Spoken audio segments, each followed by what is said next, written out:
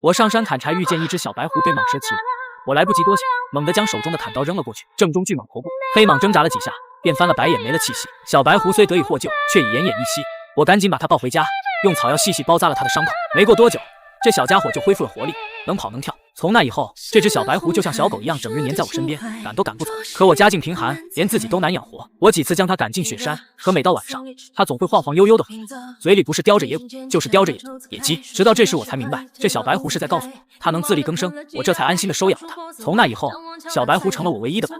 我放牛时，它蹲在牛背上；我在灯下学习时，它就蜷在桌角安安静静陪着。夜里还会趴在我臂弯里睡觉。平静的日子便戛然而止。小白狐突然不见了，我漫山遍野找了一整天，连一根狐毛都没找到。傍晚时分，一位白发老太找上门，面容慈祥，却眼神锐利。后生可见过我家小孙女？我满心疑惑，村里从未有外来女眷，便疑惑地问：您孙女是哪位？老太太轻咳一声，目光紧紧盯着我。前几年我出门在外，让我孙女看家，可我回来后，她就不见了。有人说，她就住在你家里。听了这话，我满脸疑惑，家里明明只有我一个人。我礼貌地回应：您肯定是搞错了，我家里只有我一个人，没有什么姑娘。老太却轻笑一声，目光直直所向我家灶房。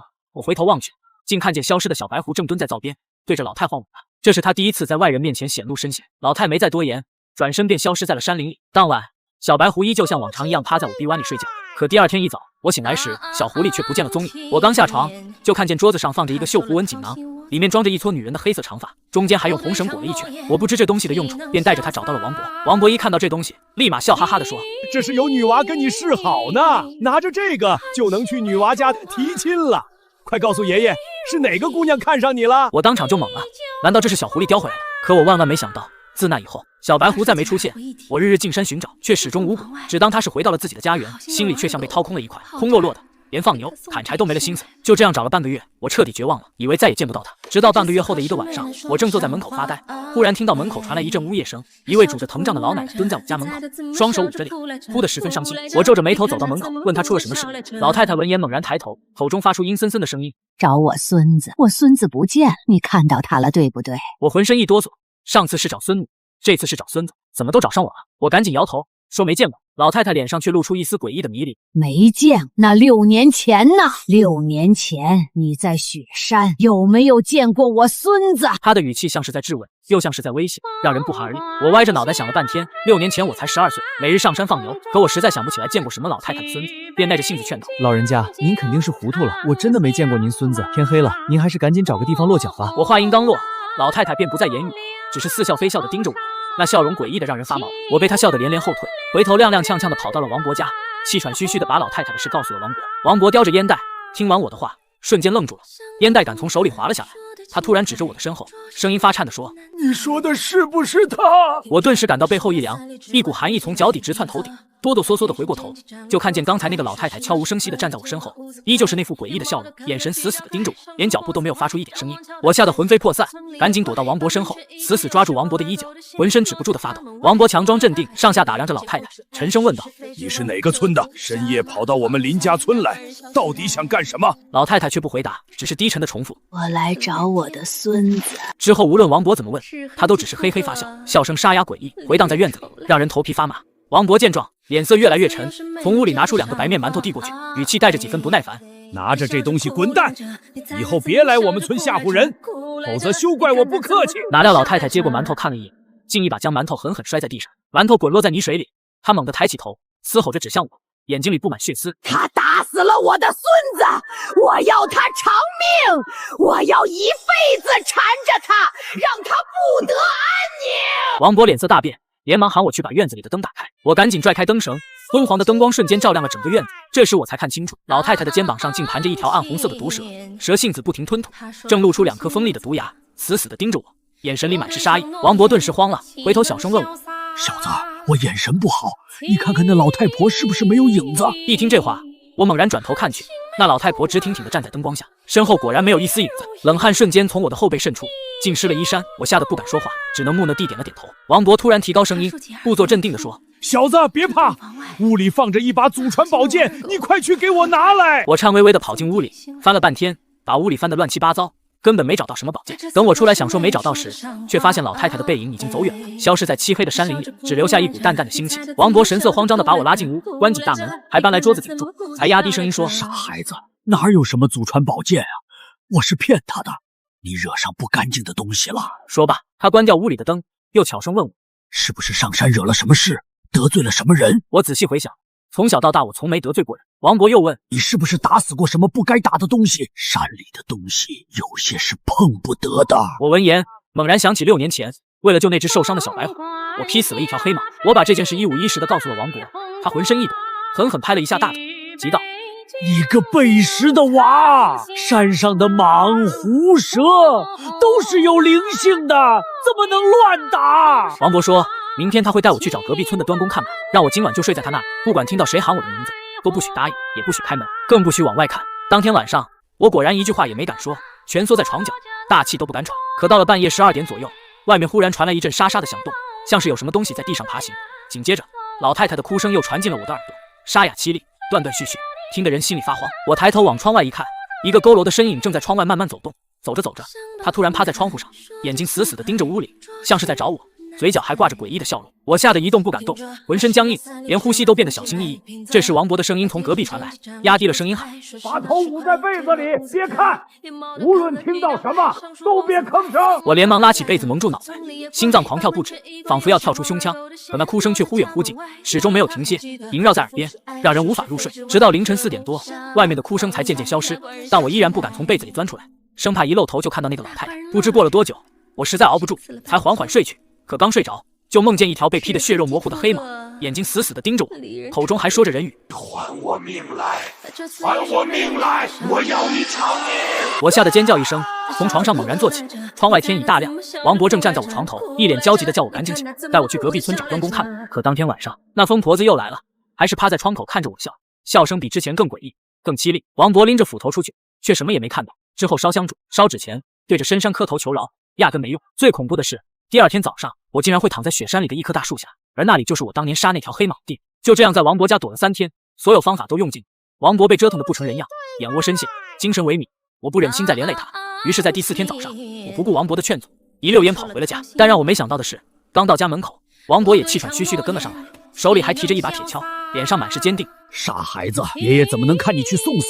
走，今天无论如何，我也要帮你把这事儿了了，不能让你白白送命。王博突然转过头，眼神复杂地看着我，语气沉重地说：“你被柳家仙家索命，想要活命只剩下一个法子。”我一听这话，差点没蹦起来，急切地问：“什么法子？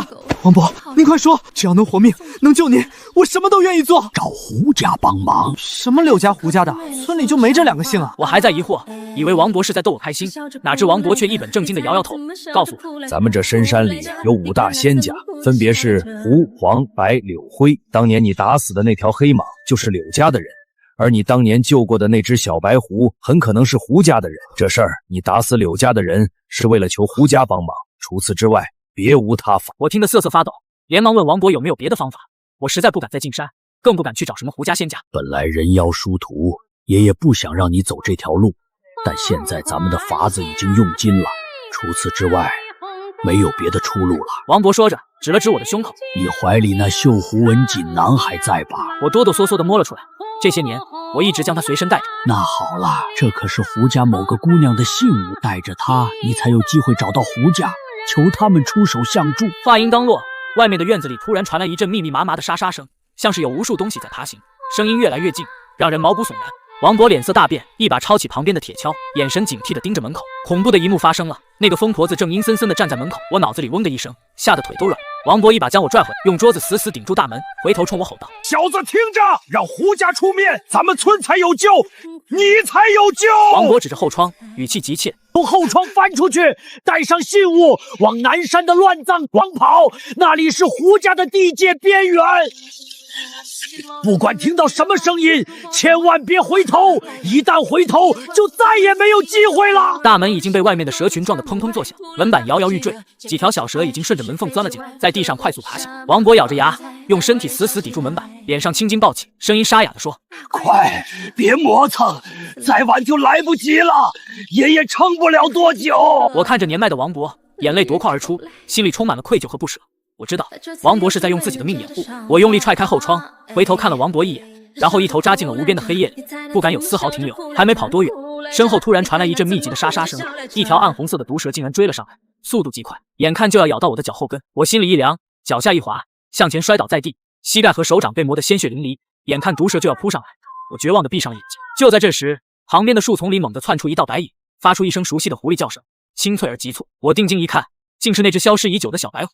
它比以前长大了不少，身后竟然长着2条尾巴，浑身散发着淡淡的白光，毫不畏惧地扑向那条毒蛇，跟它缠斗在一起。我见状，连忙爬起来，抄起地上的柴刀想过去帮忙，可小白狐却叼着毒蛇，嗖的一下跑进了黑漆漆的树林里，只留下一道白色的残影。我本想追过去，可树林里太黑，根本看不见路，而且王博还在等我救命，我不能耽误时间。一阵夜风吹过，我闻到了一股熟悉的异香，那是小狐狸身上特有的味道，清清淡淡，让人安心。我瞬间恍然大悟，它绝不单是一只普通狐狸，它真的是胡家的狐仙，当年救我陪我都是有意为之。刚才见到它的一瞬间，我原本恐惧的心情安定了许多，但我没时间犹豫，王博还在等我救命，柳家的人也随时可能追上来。我深吸了一口气，硬着头皮继续往南山跑。我从未跑得这么快过，耳边的风呼呼作响，身后似乎总有冰冷的滑腻贴着脚后跟，像是有蛇在追赶。我不敢回头，只能借着微弱的月光，在崎岖的山路上狂奔。南山是村里的禁地，平时根本没人敢来。越往上走，路越荒凉，四周全是乱石和无名坟茔，阴风阵阵，吹得树叶沙沙作响，像是有人在低声呜咽，让人不寒而栗。小子，你慢点儿，等等伯伯！身后突然传来王博的声音，熟悉而急切。我脚步一顿，心头一喜，难道王博逃出来了？我刚想回头，脑海里猛地闪过王博的叮嘱，不管听到什么声音，千万别回头。那声音越来越近，甚至能感觉到有人在往我的脖梗里吹冷气，语气也变得越来越诡异。小子，回头看看伯伯呀，你不要伯伯了吗？我心里一紧，知道这肯定是柳家的人在装王博的声音，引诱我回头。我咬着牙，发了疯一样继续往上跑，不敢有丝毫停留，直到跑进了一片阴森的乱葬岗，才稍稍停下脚步，大口喘着粗气。突然，前方传来一阵诡异的滋滋声，像是蛇在爬行，又像是有人在磨牙。借着月光，我看见前面的坟头上坐着一个白色的背影，手里拿着一把破木梳，正一下一下梳着拖在地上的长发，动作缓慢而诡异。小哥，你看我这头发美吗？那白影悠悠地问道，声音阴冷，没有一丝温度。我浑身一僵，一股寒意从脚底直窜头顶，这才惊恐地发现，他哪里是背对着我，分明是正对着我，只是他的头发太长，遮住了整张脸，看起来像是背对着我一样。下一秒，他拨开面前那厚厚的乱发，露出了一张惨白的脸，眼睛空洞无神，嘴角流着黑血，模样恐怖至极。见到这一幕，我吓得脚下一软，直接瘫坐在地，怀里的绣狐纹锦囊和那撮长发也顺势滚了出来。那女鬼发出一声尖笑，声音凄厉，猛地朝我扑来，双手伸直，指甲又尖又长，像是要把我撕碎。与此同时，身后的草丛里也钻出了那条暗红色的毒蛇，张开毒牙，直奔我的咽喉。前有恶鬼，后有毒蛇，我手里只有那把用来防身的柴刀，绝望瞬间淹没了我甚至已经做好了赴死的准备。就在这千钧一发之际，掉在地上的绣狐纹锦囊突然泛起一阵红光，那撮黑发竟然无风自燃，化作一缕青烟，直冲天际。红光笼罩了整个乱葬岗，驱散了周围的阴冷气息。时间仿佛在这一刻静止了。那扑到半空的女鬼像是撞在了一堵无形的墙上，发出一声凄厉的惨叫。她像是见到了天敌，吓得浑身发抖，化作一团黑烟，没命地钻回了坟包里，再也不敢出来。而那条凶神恶煞的毒蛇，此刻竟然像是抽了筋一样，啪嗒一声掉在地上，把头死死埋在土里，浑身颤抖，连逃跑的勇气都没有。没过多久就不动了。我大口喘着粗气，冷汗湿透了后背，整个人还没从刚才的惊吓中缓过神来，手脚依旧在发抖。还没等我爬起来，一阵阴风平地而起，沉闷而有节奏的锣声突然在乱葬岗里回荡起来，诡异而庄严。紧接着，漫天飘起了白色的纸钱，洋洋洒洒，像是下了一场大雪，覆盖了地上的乱石和坟茔。原本漆黑的树林尽头，两盏惨白的灯笼凭空亮起，摇摇晃晃地朝我飘来。灯笼上绣着金色的符文，透着淡淡的白光。随着灯笼靠近，一顶雪白色的轿子穿透夜色显露出来，轿子由4只雪白的狐狸牵引，轿身上绣着精美的符文。我心中一喜，想必是刚才的青烟换来了胡家的救兵，连忙挣扎着爬起来，往轿子的方向走去。可还没等我走几步，一个阴森的声音从轿子另一侧的黑暗中传来：“你在哪儿啊？快出来！婆婆送你回家陪我孙子吧。”阴森的声音顺着风钻进我的耳朵，竟然是那个柳家的疯婆子，她竟然还没死，还追了过来。她边说边走，一步步向我靠近，脚步声沙哑，每走一步，地上就会留下一个湿漉漉的蛇痕。我吓得浑身发抖，紧紧捏着手里还在发光的绣狐纹锦囊，躲在一块碑后面，一动不敢动，大气都不敢喘。她似乎闻到了刚才头发燃烧的味道，正顺着气味一点点靠近，最后那双穿着破布鞋的小脚停在了我藏身的墓碑前。我看你往哪躲？疯婆子慢慢走到我身边，呼呼地嗅着鼻子，眼神诡异，一点点逼近。我甚至能闻到她身上浓郁的腥气。就这样过了一会儿，疯婆子冷哼一声，像是察觉到了什么，转身慢慢走，消失在黑暗中。等她的身影完全消失，我才大口大口地喘着粗气，后背已经被冷汗浸透，浑身无力。我想起王勃的嘱咐，不敢耽误，顺着灰白的林间小道继续往上走，朝着山顶的方向前进。来到山顶后，我找到了王勃口中最粗壮的那棵老槐树，并在树后找出一块雕刻着胡纹的石碑，石碑上刻着胡家先祖之位几个大字，透着一股庄严的气息。我跪在石碑面前，双手托着绣胡纹的锦囊，恭恭敬敬地磕了3个响头。下一秒，周围突然狂风大作，落叶飘起，围绕在我身边旋转，红光再次亮起，将我笼罩其中。紧接着，我身后忽然传来一个温柔的女人声音：“我已恭候多时了，你终于来了。”我连忙起身，转过身向女子行礼，只见眼前站着一位身着青裙的女子，容貌秀丽，气质温婉，身后也长着一条尾巴。她微微一笑，说道：“我叫清月，在胡家排行老大，专程来接你。以后你成了胡家的女婿，就是一家人了，不必这么拘束。”我这才松了口气，连忙向她表达感谢。清月姑娘，求你们快救救王勃，救救我们村，柳家的人还在村里作乱，再晚就来不及了。她却摆了摆手，笑着说道：“哎呀，你还是跟我家灵犀丫头客气吧，是她闹着要我来接你呢，不然我才懒得来管这凡尘琐事。”她无奈地笑了笑，眼里满是宠溺。我忍不住开口问道：“灵犀就是我收养的那只小白狐吗？她真的是胡家的人？”清月笑着说道：“没错，灵犀是我们胡家的二丫头，也是最受宠的小公主。当年她贪玩下山，受伤被你所救，就一直记挂着你，偷偷陪在你身边6年。你放心，柳家的事我们胡家会管，但在此之前，你得先和灵犀拜堂成亲，毕竟你救了她的命，她也对你情根深重。这门亲事是我们胡家早就定下的。”什么？拜堂成亲？我一听到这几个字，脸瞬间红了，心都跳得厉害。想起灵犀陪在我身边的那些日子，温柔又可爱，心里既有羞涩又有期待。清月见我脸红了，更加高兴地说道：“我们胡家的规矩，洞房之前新郎新娘是不能见面的。你放心，跟你生活了6年的灵犀小公主，可是我们胡家最美的丫头，万千胡族子弟都觊觎着呢。”我一听，脸更红了，也不敢回话，只能低着头跟着清月往胡家走去。接下来我们相对无言，走了好一会儿，穿过一片茂密的树林，忽然看到一个灯火通明的小山庄，山庄门口挂着红灯笼，门口还站着不少身着白衣的仆人，气质都十分不凡，一看就不是普通人。我刚跟着清月往门口走，眼角忽然瞥到对面房子的2楼上，隐隐看到一个穿着红衣、头戴凤冠的女孩子正趴在窗口偷偷看我。可她发现我注意到她，像是很害羞一样，急忙用袖子蒙住我，不让我看。我眉头一皱，嘴角却忍不住上扬，难道她就是灵犀？我只能忍着好奇心，跟着清月往前面的屋子里走去。刚一进门，就看到屋里坐了很多人，男女老少都有，个个气质不凡。我大吃一惊，那位坐在主位上的老奶奶，我见过，不就是上次来我家找孙女的那位白发老太吗？清月指着老奶奶给我介绍，这就是家母胡婆婆，也是我们胡家的掌权人。我见状，赶紧拱手行了一个礼，恭敬地喊道：“胡婆婆。”那胡婆婆突然对我笑了笑，虽然笑容慈祥，却透着一股威严，让人不敢轻视。她点了点头，说道：“好孩子，起来吧，你的事我都知道。灵犀这丫头，多亏了你照顾。”之后，清月又给我介绍了在座的其他人，都是胡家的长辈和兄弟姐妹，他们见了我都挺开心，还说灵犀被他们宠坏了，脾气有些骄纵，让我多担待一点。等我们坐下后，胡婆婆才开口说道：“清月，你出去吧，看好家门口，柳家的人我们不欢迎，别让他们进来捣乱。”晚宴已经备好，大家先去落座吧，至于柳家的事，等明天再说。等屋里只剩下我和胡婆婆2个人，胡婆婆的脸色忽然变得严肃起来，对我说道：“孩子，你的事情我都知道了，柳家的柳嬷嬷心胸狭隘，你打死了他的孙子，他绝不会善罢甘休。在你和灵犀拜堂成功，成为胡家的女婿之前，柳嬷嬷随时可能下手矫正，甚至会连累你们整个村。柳嬷嬷随时可能下手矫正，甚至会连累你们整个村。”我心里一紧，连忙说道：“胡婆婆，求你们快救救王勃，救救我们村，只要能救他们，我什么都愿意做。”胡婆婆看着我，赞许地点了点头：“你救了我家灵犀，我们胡家理应全力帮你，但胡家也有胡家的规矩，拜堂之前的事情得由你自己扛，我们不能提前出手干预，不然会坏了规矩，也会引来仙家之间的争斗，到时候后果不堪设想，你明白了吗？”我虽然双腿直打哆嗦，心里充满了恐惧，但一想到王勃和村里的人，还是硬着头皮点了点头。我知道，胡婆婆，只要能救他们，我豁出去。胡婆婆身上微微动了一下，赞许地舒了口气：“能与我胡家结亲的人，果然不一般，相信你。”随后，胡婆婆叫人给我换上了新郎官的帽子和红袍，一身红衣，衬得我面色红润了不少。我一出门就坐上了红轿子，轿子宽敞舒适，里面还散发着淡淡的异香，正是灵犀身上的味道。就在轿子刚走进山庄的巷子不一会儿，我忽然听见外面传来一句诡异的问话：“你们办喜事呢？真是热闹啊！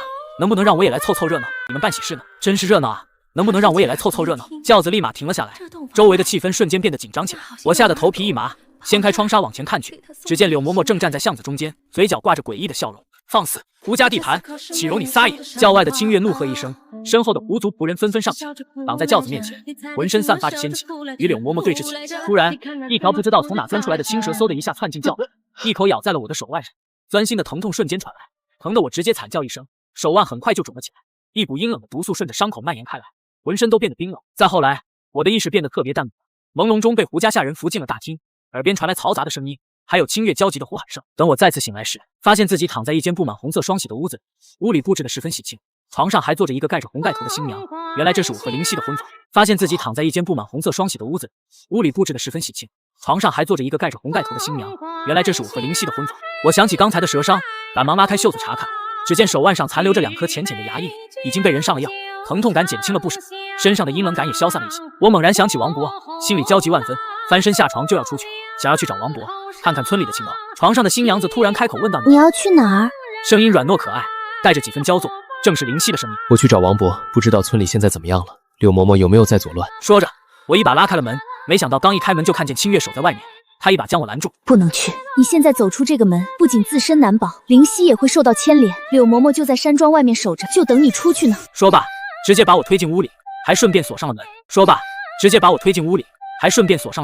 转身离开了。不等我反应过来，屋里的新娘又说话了：“你今晚要是敢走，我就哭给你看，还要告诉婆婆，让她罚你。”我彻底无语，只能先安抚她。灵犀，我就去看看王博，不会走的，看完我就回来，好不好？她却说道：“不行，我不让你去，外面太危险了，而且我们还没拜堂，还没喝交杯酒呢，你不能走。”我不信，走到门口一个劲的拉门，可门外被锁得死死的，根本打不开，无论我怎么用力都无济于事。正急得脑子乱糟糟的时候，她又说：“那我跟你一起，我有办法带你溜出去，不过你得答应我，看完王博就立马回来，陪我拜堂喝交杯酒。”我一愣，还有这种好事？可她却摇摇头，小声说：“不行，红盖头还没接呢。我婆婆说了，红盖头必须你来接，还要喝了交杯酒，我们才算真正的夫妻，真麻烦。”我焦急地看了一眼门外，心里惦记着王博，不敢耽搁时间，于是慌忙跑到床前，伸手就准备揭开他的红盖头，哪知他又不许了，不高兴地说道：“你不能用手，得用那个小杆子。婆婆说的，揭盖头必须用杆子，不然不吉利。”我跑到桌前拿起杆子，这时我看到他白嫩的双手一下子捏紧了身上的红衣，肩膀微微颤抖，好像比我还紧张，连呼吸都变得小心翼翼。我哪里还管他准没准备好，心里只想着赶紧揭完盖头，让他带我出去找王博。于是一下子就把红盖头揭开了。就在红盖头揭开的一瞬间，我彻底傻眼了。她真的好美，凤冠缀满珠宝，闪闪发光，留着乌黑的齐刘海，唇红齿白，睁着一双水汪汪的大眼睛，羞涩地看着我，可爱极了，比我想象中还要美。一时间，我竟然把所有的事都抛到了脑后。羞涩地看着我，可爱极了，比我想象中还要美。一时间，我竟然把所有的事都抛到了脑后，就这么看着她，眼睛都舍不得眨一下。传说果然没错，狐仙没有一个不漂亮的。她见我这样盯着她，就更加紧张了，脸颊变得通红。干嘛这样看着人家呀？是不是觉得我不好看？她的一句话把我从恍惚中唤醒，我这才想起正事，连忙说道：“好看，特别好看。灵犀，我们快喝交杯酒，喝完你带我出去找王博，好不好？我真的很担心他。”我知道不配合他，我就出不去，于是赶忙端来2杯酒，递给他一杯：“来，喝了，不许反悔了呀。”他得意地说道：“那可不行，我想听你叫我娘子。”我心里急得像火烧，他却还故意刁难我，只能无奈地说：“娘子，快喝吧，我真的有急事。”他这才满意的哼了一声，主动挽起我的手，准备喝交杯酒。我们靠得很近，面对面喝了一杯酒，我怕他反悔，刚喝完就催促他快走。他突然拉住我，警惕地看了一眼门外，压低声音说道：“这里肯定出不去，我婆婆以前老把我关起来，不让我下山。不过我有个秘密通道，就在这屋里，你可别跟别人说呀，不然婆婆会罚我的。”说完，一把拉着我走到墙边，弯腰掰开一块松动的木板，原来这是个暗门，一下子就打开了，里面黑漆漆的，却能闻到淡淡的泥土气息。他对我比了个虚的手势，鬼鬼祟祟的先探出头，左右看了看，确认没人后，然后一把拉我出去，兴奋的大喊：“终于可以出去啦！”可谁成想，我俩刚走出去，就发现胡婆婆和清月正站在外面看着我们，脸色都不太好看。你这丫头都成亲了，还这么不让人省心，这么快就想溜？灵犀瞬间蔫了，低下头捏着衣角，小声辩解：“我就想带她在院子里走走，没有想溜，真的。”你想干嘛？婆婆还能不知道吗？赶紧回屋去，我有话要跟林川说。胡婆婆沉下脸，语气严肃了几分：“再不听话，我就亲自监督那洞房，看你还敢不敢调皮。”灵犀无奈地点点头，还不好意思地看了我一眼，带着几分内疚，紧接着就转身回了婚房。临走前还冲我挤了挤眼睛，示意我一会儿去找她。胡婆婆把我带进大厅，盯着我看了几秒，沉声说道：“我知道你担心你们村长王博，放心吧，你既然已经入赘胡家，成为灵犀的夫君，我们就会保护你。他还没那个胆子，敢与我们胡家为敌，今晚哪都别去了，安心待在这里吧。明天我会派人带你回村子的。等胡婆婆走后，我摸出了临走前王博死死塞进我怀里的布包，打开布包，里面有一张存折，一本破旧的无名古书，还有一张皱巴巴的信纸。信是王博写的，字迹歪歪扭扭，看得出来，他写这封信的时候十分匆忙。小子，当你看到这封信的时候，伯伯可能已经不在了。记住伯伯的话，第一，万事多留个心眼，尤其是在胡家，仙家有仙家的规矩，别做错事。第二，存折里是伯伯这辈子攒的几万块棺材本，留着给你交大学学费。无论如何，都要好好活下去，好好照顾自己，别辜负伯伯的期望。看完信，我眼泪止不住的往下掉，心里充满了愧疚和担忧。看完信，我眼泪止不住的往下掉，心里充满了愧疚和担忧。王博为了救我，不惜牺牲自己，我却一点办法也没有，只能在这里坐以待毙。我到底该相信谁？胡婆婆说柳嬷嬷不敢动王博，可我还是放心不下。我胡乱抹了一把脸，回到房间后才发现林夕正趴在桌上发呆，眼神低落，不知道在想什么。她看见我眼眶通红，失魂落魄的样子，急忙跑来，拉着我的手，关切地问我：夫君，婆婆跟你说了些什么？你怎么哭了？是不是婆婆欺负你？林夕见我不说话，只是一个劲掉眼泪，急得眼眶也红了，小手轻轻拍着我的后背，语气软得像棉花：夫君，你别难过呀，是不是王博他……他话说到一半，见我哭得更凶，又赶紧住了嘴，只是把我的手攥得更紧。不管发生什么，我都帮你。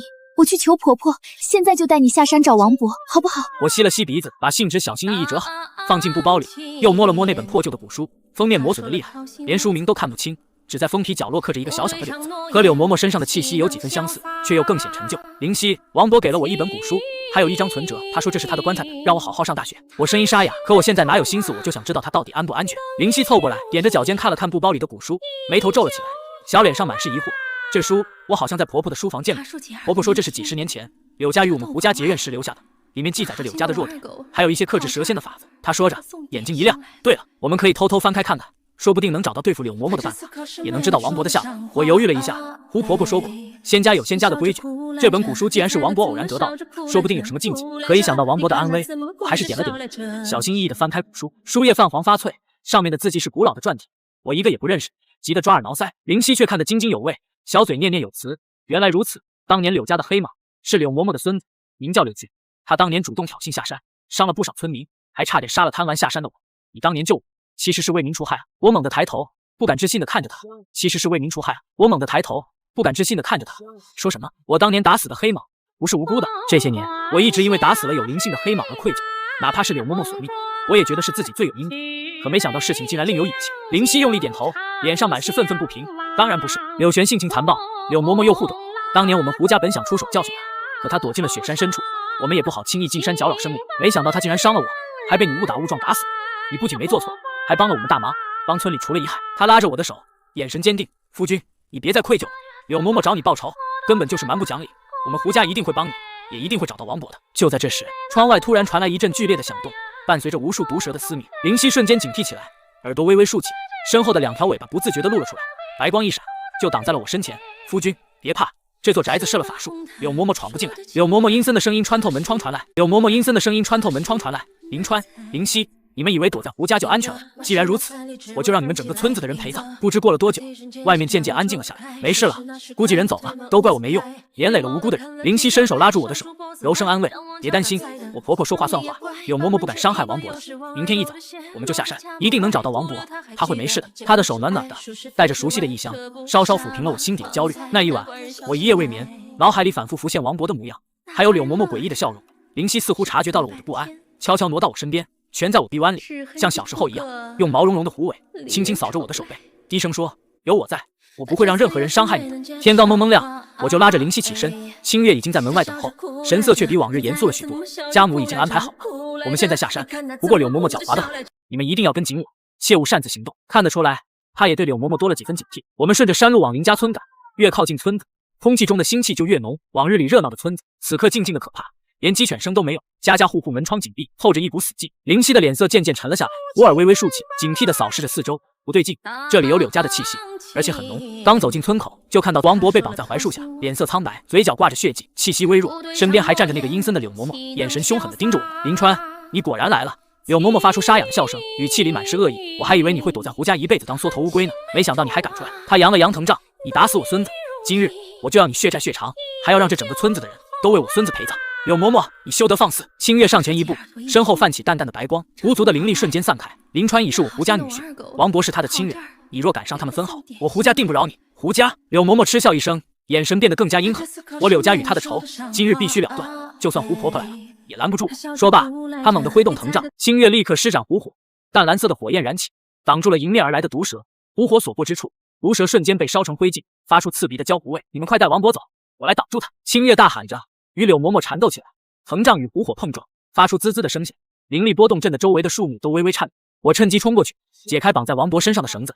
王博虚弱地靠在我怀里，声音沙哑：“小子，你没事就好。”柳嬷嬷，她修炼的邪术很厉害，你快带着灵溪姑娘走。我不走，我要救你，还要帮清月姐姐。灵溪挡在我和王博身前，浑身泛起白光，身后的2条狐尾完全显露出来，乌毛蓬松，散发着淡淡的仙气。柳嬷嬷，你别太过分，当年是你孙子要伤害我，林川救我是理所当然，你为何非要赶尽杀绝？柳嬷嬷被清月缠住，一时难以脱身，见灵溪护着我，眼神里的杀意更浓。当年是你孙子要伤害我，林川救我是理所当然，你为何非要赶尽杀绝？柳嬷嬷被清月缠住，一时难以脱身，见灵溪护着我，眼神里的杀意更浓。小狐狸，这里没你的事，再敢多管闲事，我连你一起杀，正好把你们胡家的人都杀了，也让胡婆婆尝尝丧亲之痛。话音刚落，柳嬷嬷突然咬破舌尖，喷出一口黑血，黑血落在地上，瞬间化作一条巨大的黑蟒，正是那条被我打死的黑蟒的魂魄。它体型比当年更大，浑身散发着阴冷的黑气，眼睛通红，朝着我猛扑过来，嘴里还嘶吼着：“偿命！我要你偿命！”我吓得浑身一僵，抱着王博往后退。灵溪却毫不犹豫地冲了上去，2条狐尾猛地甩向黑蟒，狐火从他掌心燃起，朝着黑蟒喷去。林川，快带王博走！灵溪的声音带着一丝颤抖。显然，黑蟒的魂魄经过柳嬷嬷的邪术滋养，力量变得十分强大，他一时难以抵挡。黑蟒被狐火灼烧，发出痛苦的嘶吼。黑蟒被狐火灼烧，发出痛苦的嘶吼，却丝毫没有退缩，反而更加疯狂。巨大的蛇尾狠狠抽向他的后背，我眼睁睁看着蛇尾即将落在灵溪身上，心里一紧，想要冲过去，却被王博死死拉住。小子，别去，你去了也是送死。灵溪瞬间被抽飞出去，我忙挣脱王博的手，跑向灵溪的方向抱住他。灵溪，我目眦欲裂，将他靠在我怀里。灵溪脸色苍白如纸，气息微弱，乌耳也耷拉下来，眼神却依旧坚定地看着我。林川，我没事，别担心，你这个毒妇。我抱着灵溪，怒火中烧，拿起身边的柴刀，朝着黑蟒冲去。脑海里突然想起王博给的那本无名古书，下意识地翻开，里面果然有一段克制蛇仙的口诀。我一边念着口诀，一边挥动柴刀，柴刀上竟然泛起了淡淡的金光，朝着黑蟒的头部砍去。柳嬷嬷见状，气得嘶吼起来：“不可能！你一个凡人，怎么会有克制我柳家的口诀？”她想要冲过来阻止我，却被清月死死缠住。清月见灵溪受伤，也被激怒，狐火变得更加旺盛，死死压制着柳嬷嬷。黑蟒狐火变得更加旺盛，死死压制着柳嬷嬷。黑蟒被口诀压制，动作变得迟缓。我抓住机会，一刀砍在他的头部。黑蟒发出一声凄厉的嘶吼，黑气瞬间消散，化作一缕青烟，彻底消失在了空气中。柳嬷嬷看到黑蟒的魂魄被灭，一口鲜血喷了出来，脸色变得惨白，气息也紊乱了许多。柳嬷嬷双眼赤红，状若疯癫，猛地挣脱清月的束缚，藤杖朝着我狠狠砸来。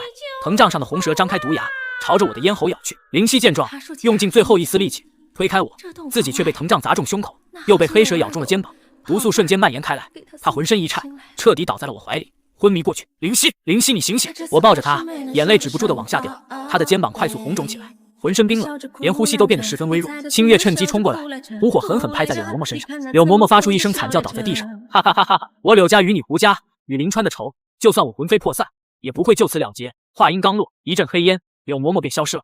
清月连忙走到灵溪身边，查看她的伤势，脸色凝重。不好，柳嬷嬷的蛇有剧毒，而且她修炼了邪术，毒素已经侵入灵溪的丹田，若是不及时救治，灵溪的灵力会彻底消散，甚至会魂飞魄散。胡婆婆有办法吗？清月无奈地摇了摇头。我忽然想起爷爷曾经跟我讲过，附近县城老街有一家名叫六道推拿的店，要是遇上解不了的邪病，就去那里碰碰运气。虽然听起来像个不正经的按摩店，但眼下除了赌一把，我别无选择。我不敢再耽搁，抱着灵溪，深一脚浅一脚地走出树林，来到马路上，拼命挥手拦下了一辆大巴车。车上人不少，我抱着一个面色惨白、衣衫微乱的绝美女子上去，立马引来了全车人的侧目。我低着头，硬着头皮走到最后一排的角落坐下，将灵溪紧紧搂在怀里。车子发动，颠簸的厉害，灵溪在我怀里越来越不安分，她似乎很难受，喉咙里发出一声声极力压抑的呜咽，像一只受伤的小狐狸，手还不自觉地乱动，指甲微微变长，带着一丝妖异的红光。前排几个乘客回过头，用古怪的眼神打量着我们，我还隐约听见他们窃窃私语。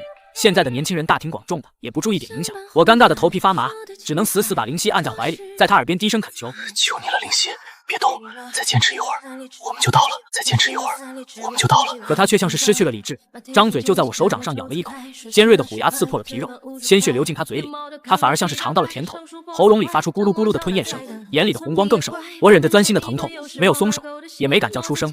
好在他吸了一会就安静了下来，只是身体依旧滚烫，紧紧贴着我。这一路既有身体的疼痛，又有旁人的异样目光，简直比在之前还要煎熬。终于，车子进了县城，我像是逃命一样，抱着灵犀冲下了车。这里是县城中心，街道上车水马龙，到处都是放学回家的学生，他们一个个背着书包，而我却抱着一个穿着狐族服饰、面色惨白的女子，显得格格不入。我低着头，加快脚步，钻进了一条昏暗的小巷，停在一家破旧的门面前，招牌上的霓虹灯坏了一半，6道推拿4个字，只剩下6推还在一闪一闪。门口贴着各种治疗疑难杂症的小广告，玻璃门上还挂着正规按摩的牌子，却怎么看都不像个正经地方。我推门进去，一个戴着墨镜的老头正躺在躺椅上，手里盘着2个核桃，旁边还放着一根导盲杖和一本杂志。正规按摩100，不正规的出门左拐。老头头也不抬地说道。我没废话，直接把怀里已经神志不清的灵犀放在按摩床上，掀开裹着他的外套，露出他肩膀上的蛇咬伤口，伤口周围已经发黑，语气急切地说：治病，他中了柳家的蛇毒，求你救救他！语气急切地说：治病，他中了柳家的蛇毒，求你救救他！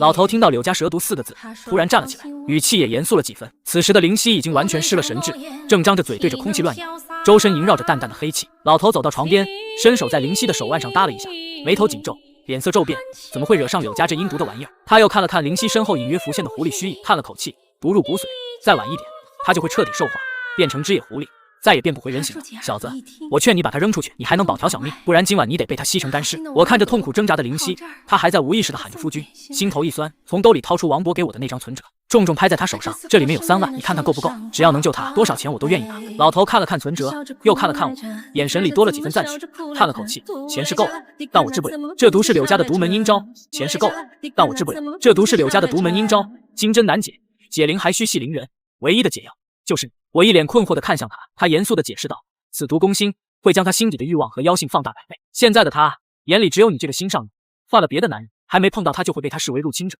直接撕成碎片。只有面对你，他的潜意识里才可能顺从，但前提是你能承受得住他的疯狂，稍有不慎就会被吸干精气，变成一具干尸。我愣住了，看着灵犀痛苦的模样，想起他为了保护我受伤的样子，咬牙点了点头，只要能救他，我什么都愿意承受。老头转身从柜台下面摸出一个红布包塞进我怀里，这里面有一对龙凤喜烛，你现在立刻带他去个安静的地方，把喜烛点上，就可以开始解毒了。但要记住，在喜烛熄灭前，必须把毒解干净，不然你们俩都会遭反噬，魂飞魄散。说完，他又翻出一瓶珍藏许久的雄黄酒交给我，还有个大麻烦，一旦开始解毒，必会天地异响，方圆10里的妖魔鬼怪都能感应到，尤其是那个下毒的柳嬷嬷，绝不会放过这个机会。这瓶雄黄酒或许能挡住他一时半刻。我握紧了拳头，向老头表达感谢后，抱起灵犀离开了店铺。我一刻也不敢耽搁，冲进了隔壁的一家小宾馆，开了间最里面的大床房。一进门，我就把灵犀放在床上，他的表情十分痛苦，身体依旧滚烫，指甲不停抓挠着床单。我按照老头的吩咐，先把那瓶雄黄酒沿着门缝和窗户撒了一圈，接着拿出那对龙凤喜烛点燃，放在床头。烛光摇曳，昏黄的光晕洒在灵犀身上，让他那张痛苦的脸显得柔和了几分。看着这对喜烛，我心里五味杂陈。原本在胡家没能完成的婚礼，没想到要在这种逃亡的路上，以这样的方式继续。我紧张地凑到灵犀面前，看着她绝美的脸颊，不由愣住。我想帮她擦擦汗，可下一秒，她突然睁开眼睛，眼中红光大盛，猛地坐起，一把将我扑倒在床上，咬住了我的脖颈。窗外的夜空突然炸响一声惊雷，狂风大作，拍打着窗户，玻璃哗哗作响。灵犀似乎处在兽化的边缘，动作狂野而急切。好几次想要咬中，却又突然停下，似乎在用尽最后一丝理智克制自己的兽性，不让自己伤害到我。我本能的想要反抗，却又害怕解毒失败，让他彻底兽化，只能死死忍着，任由他依偎在我怀里。突然，房间内泛起一阵熟悉的黑雾，紧接着喜烛突然熄灭，门外传来咚咚咚的敲门声。那个阴魂不散的声音从走廊传来：林川，今天就是你们的死期。是柳嬷嬷，她果然被解毒的气息引来了。灵犀似乎被门外的声音刺激到，猛地抬起头，眼里红光暴涨，想要冲出去拼命。我连忙抱住她，翻身将她按在身下，低声安抚：灵犀，别冲动，你现在还没解毒，不是他的对手，相信我，我们一定能活下去。下一秒，门锁被一股巨力撞开，柳嬷嬷站在门口，身后盘着无数条嘶嘶作响的毒蛇，那双浑浊的眼睛死死盯着床上的我，脸上满是狰狞。小狐狸，都自身难保了，还想护着他？今天我就先杀了他，再看着你一点点兽化，生不如死。我看着身下痛苦挣扎的灵犀，还有那对被提前吹灭的龙凤喜烛，心里涌起一股前所未有的坚定。我抓起床头的半瓶雄黄酒，猛地朝柳嬷嬷砸了过去，酒瓶碎裂，雄黄酒泼了柳嬷嬷一身，她发出一声凄厉的惨叫，身上冒出阵阵黑烟，她已经疯得不顾自己的伤势，径直冲向我，举起拐杖就朝我的天灵盖砸来，不许碰他！就在这千钧一发之际，灵犀不知何时已经站了起来，身后出现一道巨大的狐狸虚影，全身仙气环绕，一声嘹亮的狐笑响彻整个房间。震得窗户玻璃全部碎裂。灵犀身后的狐狸虚影猛然膨胀，带着一股毁天灭地的威压，朝着柳嬷嬷扑了过去。柳嬷嬷脸色大变，还没来得及后退，就被那道狐狸虚影狠狠撞飞出去，惨叫声被淹没在窗外的雷雨声中。我柳家绝不会善罢甘休，做鬼也不会放过你。房门被一股无形的力量重重关上，房间里重新恢复了平静，龙凤喜烛也重新亮了起来，光晕比之前更加明亮。灵犀身上的仙气散去，她像是耗尽了所有力气，软软的瘫倒在床上，眼里的红光褪去，取而代之的是一汪春水般的迷离。她轻轻唤了一声，声音软糯的让人心颤。看来毒性还远远没有解完，而龙凤喜烛只剩下不到一半。我看着眼前这张绝美的脸，不再犹豫，伸手拉下了床头的灯绳，紧紧将她搂在怀里。再次醒来的时候，已是第3天清晨，阳光透过窗帘洒在床上。我动了动酸痛的胳膊，发现怀里的灵犀正安安静静的躺着，脸色已经恢复了红润，呼吸也变得平稳。我心里一松，刚想起身，灵犀就醒了过来。她伸了个懒腰，开心的跳起来，在我脸上吧唧亲了一口。夫君，我毒解了，而且因祸得福，我妖力精进了不少，以后能更好的保护你。我拉着她的手，仔细检查了她肩膀上的伤口，已经完全愈合，只剩下一个浅浅的印记。疯婆子哪去了？我急切地问。灵犀撇了撇嘴，语气不屑：昨天被我的妖力反噬，受了重伤，估计逃回柳家疗伤去了。放心，等我们回去给奶奶告状，好好清算柳家，再也不让他们来欺负我。听到这话，我悬着的心终于落地，将她紧紧搂在怀里。这份真实的体温让我终于确信我们活下来了。之后我们收拾好东西，立马回了村。刚进村口，就看见王伯正拄着拐杖在村口张望，看到我们平安归来，老人家激动的老泪纵横。原来那天疯婆子受了重伤逃走后，围在村子周围的蛇群也全都散了。更神奇的是，村里那些原本中了轻微蛇毒的村民，一夜之间全都好。王伯拉着我的手，上下打量着我，又看了看灵犀，眼眶通红。傻孩子，你们可算回来了。我还以为……我紧紧握住王伯的手，哽咽着说：王伯，让你担心了，我们没事，灵犀也没事了。王伯看着我们，意味深长地说道：咱们林家村祖上欠了胡家一个天大的人情，如今你入赘胡家，灵犀又护着咱们村，也算是还了这段几百年的因果。说着，他紧紧把我和灵犀的手叠在一起。大孙子，以前王伯总怕你命硬，孤苦伶仃，现在好了，有灵犀在，王伯就算哪天闭了眼，也能走得安心了。我握紧了灵犀的手，感受到他掌心传来的温度。灵犀也不再调皮，反握住我的手，温柔地靠在我的肩膀上，小声在我耳边说道：以后有我在，谁也别想欺负你和王伯，别想欺负咱们村。此事之后，我带着灵犀回到了胡家。灵犀养伤的这几日，我寸步不离地守在她身边，端水喂药，悉心照料，连王伯都打趣我，说我比胡婆婆还要紧张。灵犀依旧改不了骄纵的性子，时常缠着我给她讲山下的趣事，讲我放牛时的糗事，说得咯咯直笑。只是笑久了会牵动伤口，疼得眉头皱起，我便赶紧按住她，让她好好歇息。她却会撅着嘴，拉着我的衣角撒娇：不嘛，我就想听听你说话，有你在我就不疼了。清月每日都会来查看灵犀的伤势，顺便带来外面的消息。他说柳家残余势力果然没有安分，最近在深山里频频活动，还联络了一些修炼邪术的散仙，看样子是想联合起来找我们报仇。胡婆婆已经下令加强胡家的警戒，同时派人打探柳家残余的动静，务必将隐患彻底清除。随后胡婆婆帮我彻底破解了古书，里面记载着很多爷爷留下来的秘法。之后在灵犀的帮助下，我开始慢慢的学习法术。灵犀虽骄纵，教我法术时却格外认真，时不时还会皱着眉头瞪我：夫君，你怎么这么笨？这口诀都念错3遍了。可转头又会耐着性子握着我的手，一点点教我结印。好了好了，不骂你了，再教你最后一遍，可不许再错了。这日，灵犀正在和我一起修炼，突然听到外面传来一阵急促的脚步声，清月的声音带着焦急传来：灵川，灵犀，不好了，柳家残余带着邪修闯进来了，已经突破了外围的警戒，朝着内屋来了。灵犀脸色一变：不行，我要去帮忙。我连忙按住他，语气坚定：你伤势还没好，乖乖待在这里，我去帮清月姐姐。放心，我们不会有事的。说着，我拿起王伯给的那本无名古书，又握紧了身边的柴刀，转身就要出去。等等！灵犀一把拉住我的手，眼里满是担忧，从怀里掏出一枚小巧的弧形玉佩，塞进我手里。这是我从小带的护身符，能抵挡一点邪术，你带着它，一定要小心，不许出事，不然我再也不理你了。他的声音带着一丝哽咽，眼神里满是不舍和牵挂。我握紧玉佩，玉佩暖暖的，带着灵犀的气息。我用力点了点头，我答应你，一定平安回来，等我。说完，我转身冲出了内屋。刚到大厅，就看到几道黑影正与胡家的仆人缠斗。黑影身上散发着阴冷的气息，手里拿着淬了毒的兵器，每一招都很辣致命。地上已经躺了几个受伤的仆人。胡婆婆站在大厅中央，神色威严，双手结印，无火在她掌心燃起，与为首的一个黑衣男子缠斗在一起。那男子面色阴鸷，手里拿着一根蛇形拐杖，正是柳家的残余首领柳峰。据说他是柳嬷嬷的侄子，修炼的邪术比柳嬷嬷还要阴狠。胡婆婆，今日我就要为柳嬷嬷报仇，为柳家报仇！柳峰嘶吼着，蛇形拐杖猛地挥出，一道黑色的毒液朝着胡婆婆喷去。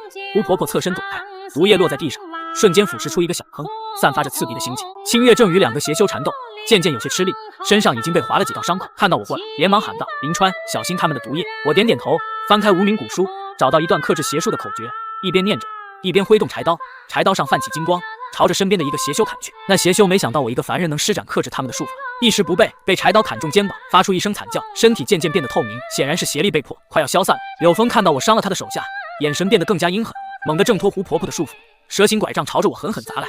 臭小子，当年你打死柳嬷嬷的孙子，今日我就先杀了你，再杀了那个小狐狸。我心里一紧，连忙侧身躲开，拐杖砸在地上，发出一声巨响，地面被砸出一个大坑。就在我准备再次念动口诀时，柳峰突然喷出一口黑血，黑血化作数条小蛇。我心头一紧，连忙侧身闪避，同时快速翻动无名古书，将克制蛇术的口诀念得又急又响。柴刀上的金光愈发耀眼，我挥刀横扫，几条冲在最前的小蛇瞬间被金光斩断，化作一缕黑烟消散。可小蛇数量太多，我闪避间手臂还是被其中一条咬中，一阵钻心的疼痛传来，黑色的毒素顺着伤口快速蔓延。我闷哼一声，却丝毫不敢停顿，握紧柴刀继续抵挡。臭小子，倒是有几分本事，可惜终究是个凡人。柳峰嗤笑一声，蛇形拐杖再次挥出，一道粗壮的黑色毒液朝着我喷来，我连忙用柴刀格挡，毒液溅在刀身上，发出滋滋的腐蚀声，刀身瞬间被腐蚀出几个小坑。我借着格挡的力道后退几步，强忍着手臂的剧痛，再次念动口诀，柴刀金光暴涨，朝着柳峰冲了过去。柳峰眼神一冷，侧身躲开我的攻击，拐杖反手一挑，狠狠砸向我的膝盖。我稳住重心，单膝跪地，同时挥刀砍向他的手腕。柳峰吃痛，拐杖险些脱手，恼羞成怒之下，他双手结印，周身黑气暴涨，无数条毒蛇从黑气中涌出，密密麻麻地朝着我围来，将我困在中央。就在这危急时刻，胡婆婆和清月同时冲了过来。胡婆婆掌心的虎火暴涨，化作一道巨大的火墙，挡住了迎面而来的毒蛇。虎火所过之处，毒蛇纷纷被烧成灰烬。清月则身形一闪，跃到柳峰身后，掌心虎火凝聚成利刃，朝着柳峰的后背刺去。柳峰察觉身后异动，连忙转身用拐杖格挡，虎火利刃与拐杖碰撞，柳峰被震得后退几步，一口鲜血喷了出来。我趁机从毒蛇的包围中冲出，忍着手臂的剧痛，再次挥刀朝着柳峰砍去。口诀不停，柴刀上的金光与胡婆婆、清月的虎火交织在一起，形成一道耀眼的光网，朝着柳峰笼罩而去。柳峰脸色大变，连忙催动黑气抵挡，可光网的力量太过强大，黑气瞬间被撕裂，光网狠狠砸在他身上。柳峰发出一声惨叫，身体剧烈颤抖起来。柳峰双眼赤红，状若疯癫，再次咬破舌尖，喷出一口黑血，想要强行提升修为，可他本就被胡婆婆和清月压制，又被我砍中数刀，此刻强行催功，反而伤及自身，嘴角的鲜血不停涌出，气息也变得愈发紊乱。清月趁机施展术法，几道虎火锁链缠住柳峰的四肢，将他牢牢困住，让他动弹不得。柳峰被牢牢困住，依旧不死心。柳家不会放过你们的，他们一定会为我报仇，为柳嬷嬷报仇，你们等着！胡婆婆眼神一冷，掌心虎火燃起，缓缓走向柳峰。柳家作恶多端，今日我就替天行道，彻底清除你们这些隐患，免得再危害人间。话音落下，他掌心的虎火狠狠拍在柳峰的胸口，柳峰发出一声凄厉的惨叫，身体渐渐变得透明，最终化作一缕黑烟，彻底消散在空气中。那些残余的邪修见首领被灭，群龙无首，纷纷逃窜，却被胡家的仆人一一制服。战斗结束，我再也支撑不住，踉跄着倒在地上。清月也连忙上前，从怀里掏出一瓶疗伤丹药，为我服下，暂时压制住毒素的蔓延。我被胡婆婆扶着走进内屋，刚推开房门，就对上灵犀那双满是担忧的眼睛。她早已掀着被子，坐在床边等候，胡儿微微耷拉着。林川，你怎么了？你的胳膊……灵犀一眼就看到了我包扎着的手臂，还有我苍白的脸色，瞬间红了眼眶。是不是受伤了？我就说我要跟你一起去，你偏不让。你没事吧？走到我身边，小心翼翼地碰了碰我的手臂。我强忍着手臂的剧痛，挤出一个笑容，轻轻拍了拍他的手。没事，就是一点小伤。我刻意轻描淡写，可灵犀却不依不饶，眼眶里的眼泪掉了下来。什么小伤？都包扎成这样了，还骗我？你是不是想吓死我才甘心？胡婆婆看着灵犀激动的模样，无奈地叹了口气，走上前安抚道：灵犀，别着急，林川的伤不算严重，只是中了蛇毒，我已经给他上过药了，用不了几日就能痊愈。说着，胡婆婆从锦盒里取出灵狐玉，钻心的疼痛瞬间缓解了不少。灵犀紧紧守在我身边，眼神一刻也不离开我的手臂，一边帮我擦去额头的冷汗，一边小声念叨：都怪我，要是我伤势好了，就能跟你一起去战斗，就不会让你受伤了。以后不许再一个人去冒险了，要去就带上我，就算我打不过，也能帮你挡一下。我看着他泛红的眼眶，心里又暖又疼。好，都听你的，以后不管去哪里都带上你，再也不一个人冒险了。接下来的几日，灵犀彻底放下了往日的娇憨，寸步不离的守住我。每日天不亮，他就亲自去后山采摘凝神草，回来后笨拙的熬药，熬好的药汤要么太软，要么火候不够，他就皱着小脸，自己先尝一口，苦得龇牙咧嘴，却还是端到我面前。夫君，快喝吧，喝了药，你的伤就会好得快一点，我以后会熬得更好喝的。我不忍心服他的心意，哪怕药汤再苦，也一饮而尽。他见了，立马喜笑颜开，递上一颗他亲手做的桂花糖，踮起脚尖喂到我嘴里。甜吧？